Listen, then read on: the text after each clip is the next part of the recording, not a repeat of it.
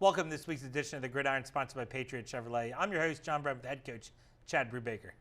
Springford football had the culmination of the homecoming weekend with a 49-0 defeat of the Norristown Eagles.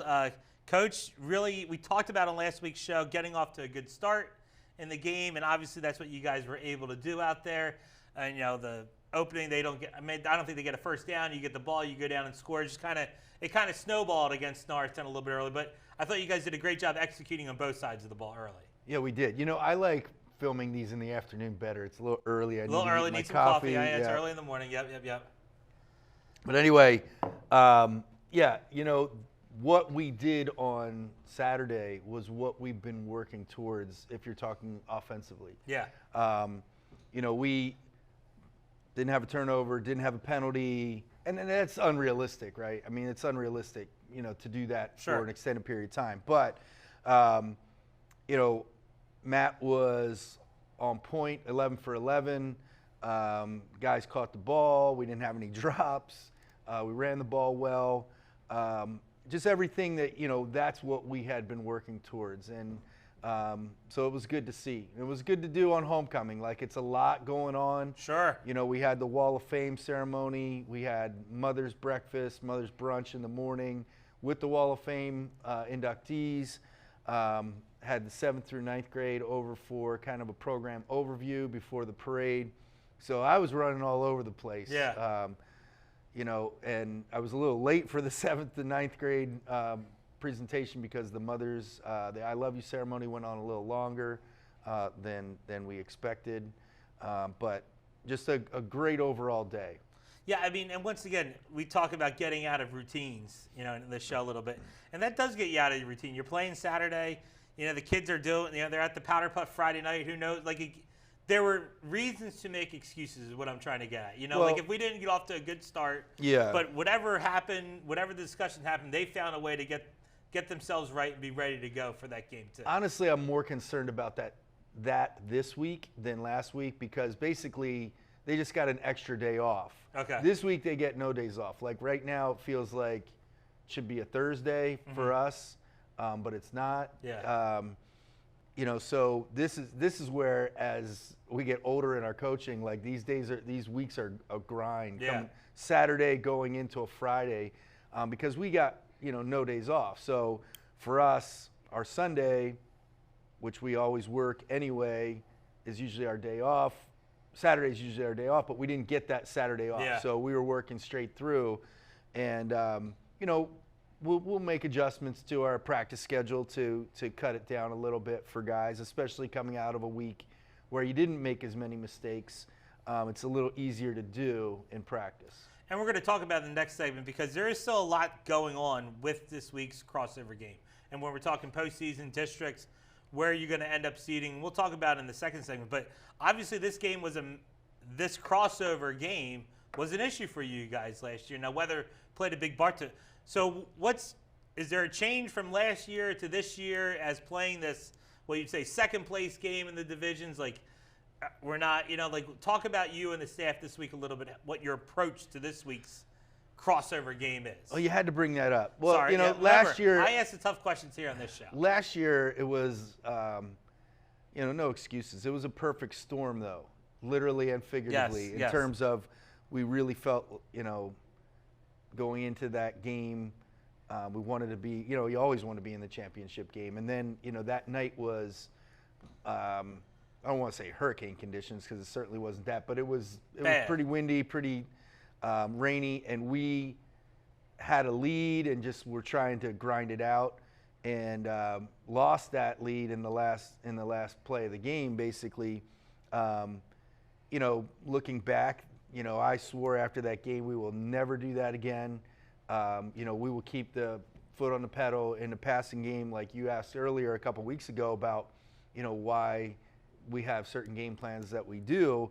And last year in that crossover game, we just felt the conditions at the time were, Too bad. we can just run the ball and get this over with. Well, when you pack the box, you can't run the ball, and all of a sudden we're 2nd and 12, and we're still trying to run the ball because we're just trying to get out of there with the win, as opposed to there are things that we could have done in the passing game to, do little things to keep the ball, ahead of the chain. So we don't want to talk about that too much, dwell on it, whatever, but it is something that, we have to say, like, going into these crossover games, like there's a lot of negatives to the crossover games from where we sit in terms of point accumulation for playoffs, in terms of really the expectation. It's definitely not a win-win situation for either team in a lot of the scenarios. Like, for instance, Boyertown plays Upper Perk. All right, They beat them 61-0 earlier in the year, Boyertown. Yeah. Like, that's not good. Yeah. Now, the plus side of it is that we have the potential to get a lot more bonus points through our other games. Okay. Because technically, all of these games are our league. So if I play in the Suburban 1, if I play in the Chessmont, if I play in the Central League. I'm playing a Chessmont team. I'm playing a Central League team. Like, and within that league, it's 50-50. Like, half the teams you played are going to win, half the teams you played are going to lose. So you can acquire like 40 points max. Whereas, and you essentially would want the big schools to win this week. Oh, absolutely, that's huge for no you guys. doubt, If it the is. Big schools win. It is huge, and there's a couple tough matchups in our non-leagues. We lose. I have to check on this, but I think we lose Olney's points because they're already in playoffs. They play this week, but it's a playoff game. I don't know if that counts. That's something I'm going to get. You got to read the fine print on probably that. Well, I'm going to have to get some info from District 1 on that. Wilson and Manheim Township play. Obviously we're rooting for Township to win for bonus points. Governor Mifflin plays at Warwick, or I'm sorry, I think it's at home. But either way, they play Warwick. And if tough those game. non-league games, we need that win. You need those guys to win. You can earn some. Cumberland Valley plays Altoona. That should be a win Altoona? For Cumberland Valley. It's not just down the road for the Cumberland Valley. That's in their league. Nuh-uh. Sure. They got to go that far. Sure. Everybody around here complains when you have a half-an-hour drive. Yeah, the Cumberland Valley. Go to the rest not of the just state, down the road. man. All right. Well, Coach, they played played State College. I heard the other week too. State College, Altoona, and Chambersburg. Yeah. Those are all Coach Bus games. Yeah, that sounds like fun. So. All right. Well, like I said, don't want to give too much about districts. We're going to talk about it in the second segment here. All right. With all that being said, let's check out the offensive highlights from Springford, Norristown. All right. This is, I think I have them in order this week. I always try to do that. Sometimes I forget. But this is first touchdown here. Running counter tray. Will Fish walks in the end zone. Really good job here by the tight end coming down and the guard and the tackle coming around and making their blocks. And he walks in untouched, like you said. How was the PA announcing at this game on Saturday? It was tremendous, top notch. Okay. All right, here's Matt Zollers. We thought they were in man, and they creep back a little bit, you'll see, but Bilal Abdulrahman just continues his route. I don't like Matt floating here a little bit, but he did actually have to at the end. But a great job by him to float that over the top for the touchdown. This is that full house look you guys been showing a little bit in the red zone this year. And Will Fish is into the end zone again for his second touchdown. I guess we didn't have the end zone of that, but we're right in there. But I like that look for you. You guys have done some good things out of that look this year. I feel like it's made its way to the package a lot. Yeah. Here is a really nice job. Great protection. Finds the open guy. Mason Scott, you'll see on the end zone copy, he put the defender in a spin cycle and then gets down the field. Would have liked to see the backside receivers block better as soon as they saw it. 1, 2, 3, boom on time. Watch Mason put the guy on the turf right there. Yeah. Really nice job. Breaks he takes a tackle hit. too. Yep. Luke Eller celebrating a little early there, but we'll take it. All right, this is a little bootleg, and we just talked about this last week, right? Yeah. If Matt had just backed up a little on that one touchdown that he ran for, all right, he could get the ball delivered, and he did it. So that's what I'm talking about, Matt. Matt, you tell him one time, and he's got it, which is a huge thing. I think that's Piovich's first ever high school touchdown. First ever high school touchdown. There's Zach Zollers just catching a hitch. He makes the guy miss and scores. That's what I like easily out of your other Zollers right there. He knows where he's supposed to go with the ball. He's getting it, and it's out of his hands in a hurry. Well, that was 3 steps, so yeah. And this is another first ever touchdown run. Mosiah Rhodes Mosiah Rhodes with a touchdown. Mosiah does such a great job in practice, and he was rewarded here. This was great to see. I think his touchdown celebration lasted during the game, through halftime, into the post game. He had a lot of students rooting for him because I think they know how great of a kid he is, how nice of a person he is. And just in practice, like, he is nonstop and is always he does a great job of knowing what his role is. Yeah. And trying to do it to the best of his ability. So he was rewarded there with the touchdown. I noticed that the hook and ladder didn't make its way into the. I mean, like, I'm a big guy for the trick plays. I almost didn't know how to announce the like pass completed lateral to. Well, it's going to get lost in the annals of Max Prep statistics because Max Preps does not allow you to have receiving yards without a reception. So does Zoller's get all those yards, or? Well, not technically, but that's how it's going to appear. Okay. You know, Zach, how it's supposed to be scored, because I looked it up. Zach gets the reception, and if he had gone upfield at all, he would get credit for those yards. And then once the pitch happens, then the next person gets credit for those yards. But you can't do it on Max Preps because Ryan Shaner doesn't have a reception or, you know, any reception. I know you might. I know you signaling. What are you? Can you share here in the show what the signal was? Like, there is no signal on that. No, you know what we've done this year? You sub somebody in, you're telling it in, or? No, I'll share this. Okay. So last year. Like, you didn't go Varsity Blues and go. No. You didn't do that. Last year, we felt like there were times where we had certain gadgets that we have kind of in our playbook, so to speak, that would have been great if we had just had it ready for that particular game, like coming out of a game, like, man, if we just done this. So since July, we have run about, I would say total of maybe a dozen trick plays. We haven't run them all, or gadget plays. And we just call the person's name. Like, each one features a player. And so that, I'll tell you exactly what we said. I just yell Shaner, and everybody knows what it is. And they know the formation, they know if there's motion, they know what the play is, and they know it because it's their buddy. Okay. You know what I mean? In other words, they're rooting for him. Like, earlier in the year, we ran a throwback to Owen Norman. All I had to say was Owen Norman, right? Everybody knew it. Okay. So they know it because it's their buddy and they're rooting for him. Well, now you might, if somebody hears you just yelling people's names on the sideline, now they might be. I would adjust. Okay, you're going to have to adjust maybe, so just moving through it here. So thanks for the insight, Coach. I appreciate that. You got it. All right, make sure you stay tuned through the commercial break, and we'll preview the potential district matchup for the Rams and talk about the defense from Springford and Norristown.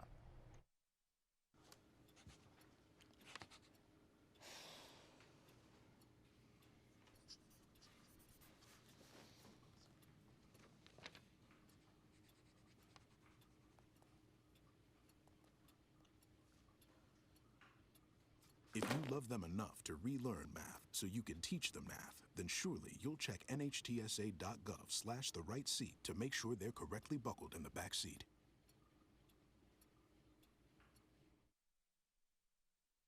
There are 16 million children struggling with hunger in America. That's 1 in 5 daughters, sons, neighbors, and classmates who don't know where their next meal is coming from. Yet billions of pounds of good food go to waste every year. It's time we do something about it.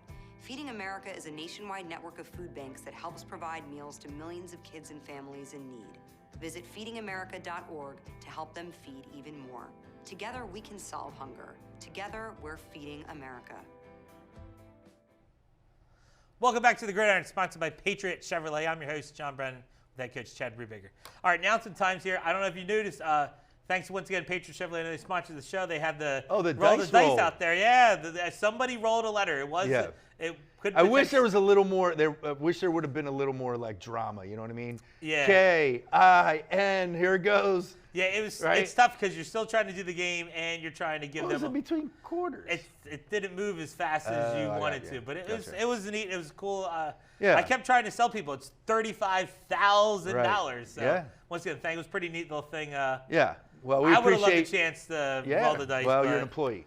Well, you know, I really appreciate. Listen, you know, Patriot Chevrolet has done so many things for our program, as have a lot of our sponsors. But Patriot Chevrolet just steps up every year, And that was great because everybody was entered at the game. Yeah. You know, we weren't trying to make any extra money off of it or anything like that. Just a giveaway, essentially. Just a give back.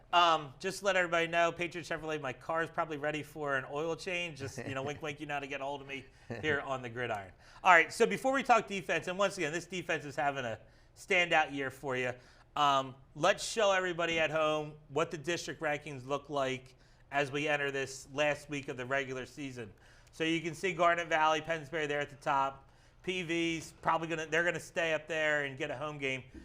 Let's talk about you guys at 10. You think you have the potential to get the 7 or 8 here, you think, this week, if some things happen your way? Not the 7. Not the 7. You think No. you can get the 8? According to my Excel spreadsheet. Okay.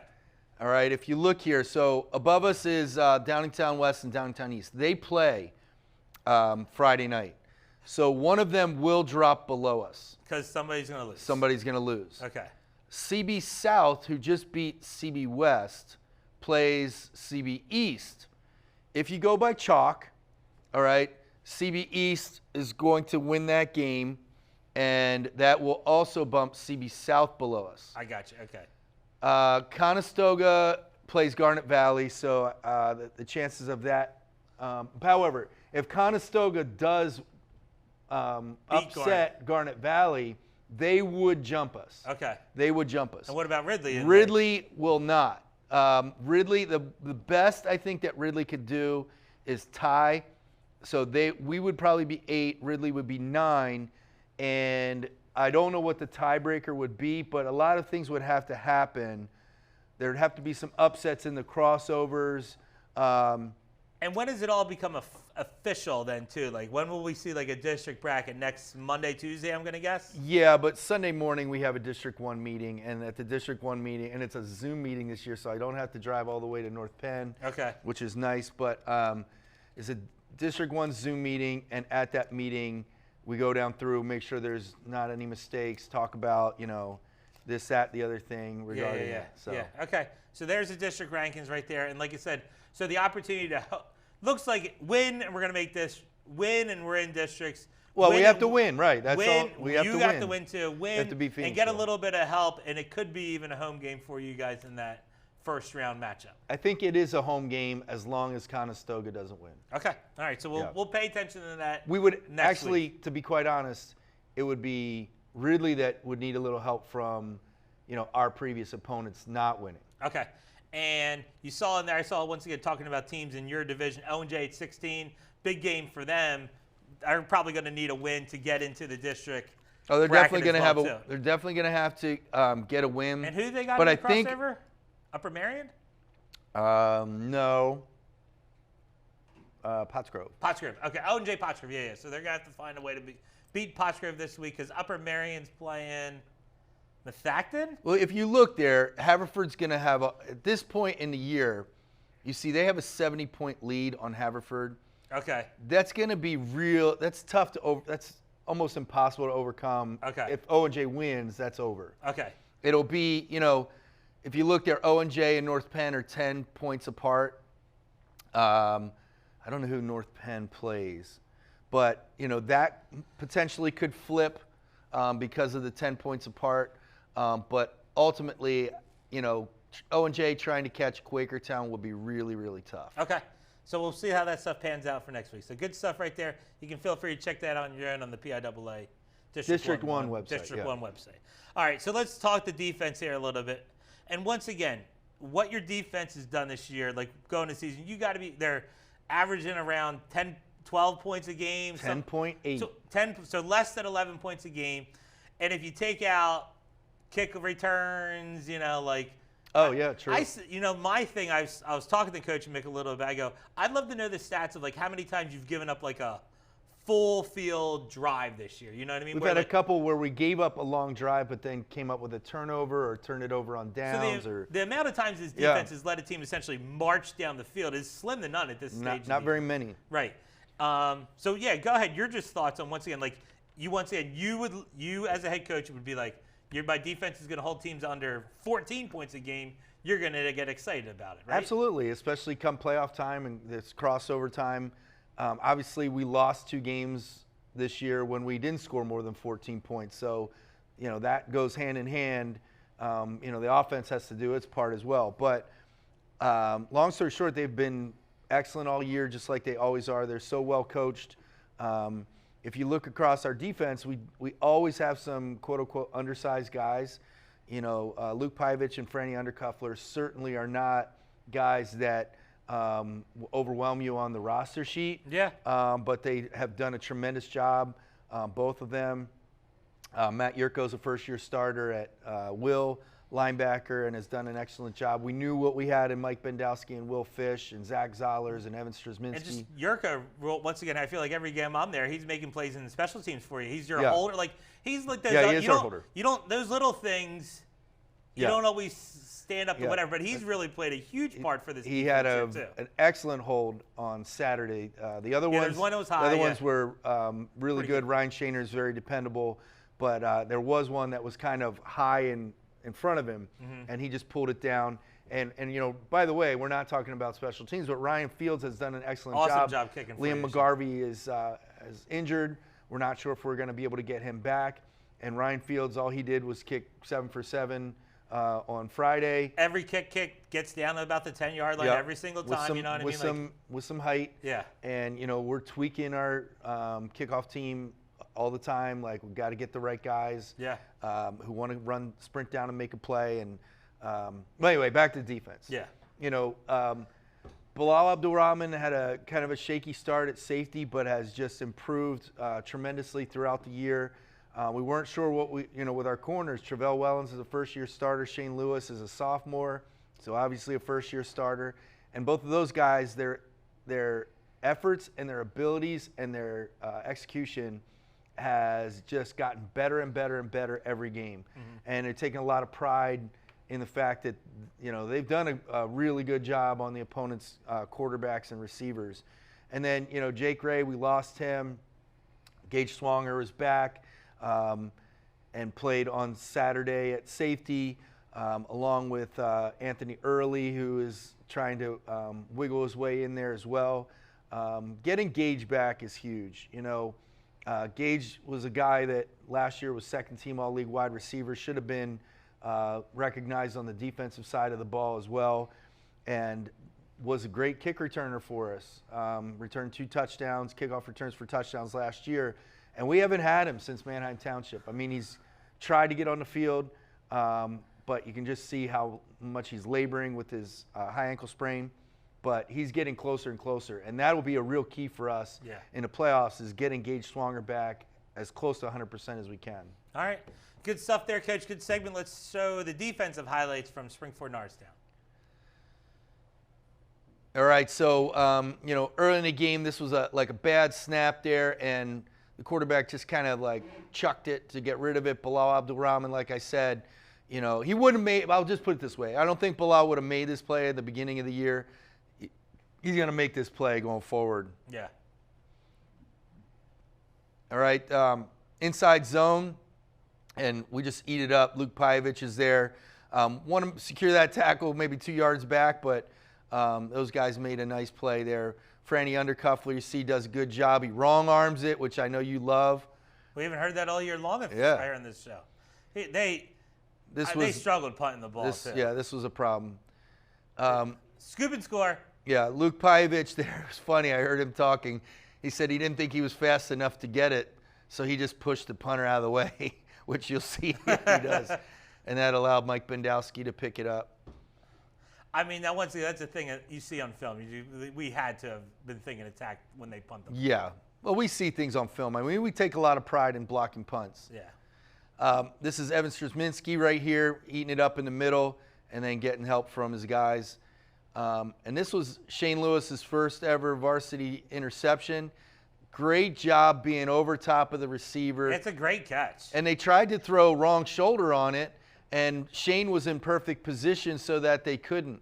He just did. And it's the right read by the quarterback. He's got one-on-one out there. You know what I mean? It's the right read. It's a really good play by your defense. They had a lineman downfield in that play, by the way, too. But we would have declined it anyway. Yeah. So, Shane's just done a great job. And, the other day in practice, I threw one and beat him. And then he wanted he had great coverage, so I refused to throw it because I didn't want to let him pick me. Yeah, that's smart. Yeah. All right, Coach. We got to get ready. First period's coming on here. We got to have. All right, yeah. But we still got to talk Phoenixville, all right? Yep, let's talk. All right. We're going to take one commercial break here, and we will preview the crossover game with the Phoenixville Phantoms.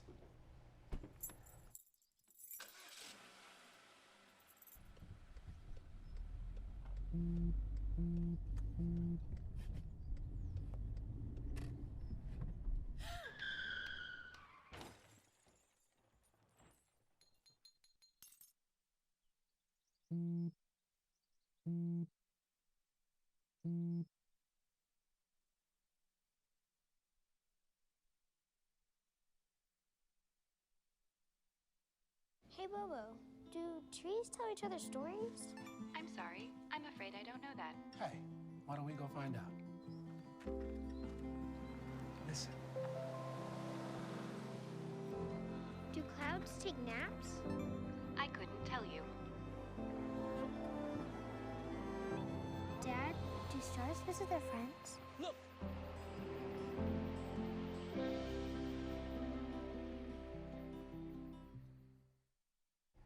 Welcome back to the Gridiron. I'm your host, John Brennan, with head coach Chad Brubaker, and always sponsored by Patriot Chevrolet. All right, Coach, crossover week here. We talked about it in the first segment a little bit. Phoenixville Phantoms, they lost their first league game essentially last week to PJP, but they're going to be hungry. I heard, I kind of found, you heard some I stuff. found my way into the locker room area, and it seems like our young people know that this used to be the rival of Springford High School in football, and that Phoenixville, that used to be the case here back in the day. It was our Thanksgiving Day game when that was a thing. It once again, it was cross the river rivalry, that sort of thing here. So it seems like the kids are aware of the history that transpires with these two teams. I think it is the 62nd meeting between Springford and Phoenixville. It's been a while since we played in that. Graphic out. It's been a while. 2015. Okay, wow, okay. 2015. Is that the game we moved for districts? Is that what year was that? Remember the year that was like 2012. You were supposed to play on Thanksgiving, you moved it. 2012. Okay, sorry. And that's the thing, not to bring up, We don't want to rehash old things here, you know what I mean? Yeah. We can just talk about the game, which is playoffs is. It's a different world now. It's better. It's a different animal. No, I mean Thanksgiving was our lowest gate. I mean everybody talks about Thanksgiving. Yeah, but there was a couple of Thanksgiving games. Sure, Marty Moore was inducted. We still have that picture of the 9-0 game. Yeah, I remember. Yeah. So were you a student? I was a student. Yeah. 95, right? 94, 95, somewhere in that range. I think it was 95. Yeah, somewhere in that range. Yeah, I was in school then. But yeah, so we haven't played them in a while. And the truth of the matter is, when the league was formed, all the schools were about the same size, and that has changed drastically over the last 20 years, right? 80 since. Well, I'm just saying, especially over the last 20 years. Yeah, since 2000. Yeah, Pergamon Valley, us, Boyertown. O&J is still on the small side of 6A, but still a 6A school. Yeah. And so, that gap got wider and wider, and we, had done a study, the Coach Association, and the record, if you take Pottsgrove out of it, like a 3-year record was like 35 and. It wasn't. It was. Yeah. If you add Pottsgrove, it was still like way lopsided. Yeah, I got what you're saying. So, it was the right thing to do to divide the divisions up and divide the league into divisions. It was definitely the right thing to do. Phoenixville has not. This is their first winning season in 10 years. They lost on Saturday, not Friday, to Pope John Paul. Yep. But they've had a very good year, and they have some very good athletes on their team. And that's what I was going to say here. Once talking to the kids, they're big up front. Like their line, they're going to be able to push around both sides of the ball, that sort of thing. So we got to be prepared. Yeah. Once again, for their offensive and defensive lines for both of your. Yeah, I love 51. That's their right tackle and defensive lineman. I think he's an excellent football player. They have some guys on the perimeter that can run quite a bit. The game against Pope John Paul was not. This final score was not indicative of how that game went, or how should I say that? It's not indicative of how lopsided it was. You see the score and you're like, it was, but there was points of the game. In the first half, they made some huge mistakes. There was a pick six with no time left in the half. Yeah. and they had intercepted Pope John Paul's quarterback 2 times. So they were staying in it, and it just kind of like like the snowball. The levee broke. Yeah. And so it wasn't exactly like that, but you know, they have some kids that we're going to have to match up with. They want to get behind that offensive line. They want to try and run it. They want to run the ball. They want to run it down no your doubt. throat. And they're going to try and, as you would say sometimes here, shorten the game against. They want to try and control the clock, keep it out of your hands. You would say. And we'll get to the defensive side in a little bit, but it's going to be interesting to see what they do on that side as well. So, all right, let's take a look at Phoenixville on offense. So this is against Upper Perk. You know, they did a nice job there. The quarterback. Yeah, I was watching the running back because that's where the camera was. Yeah, see, you got tricked. And he takes it to the house, as the young people say. So, like, what, 75-yard, 80-yard touchdown.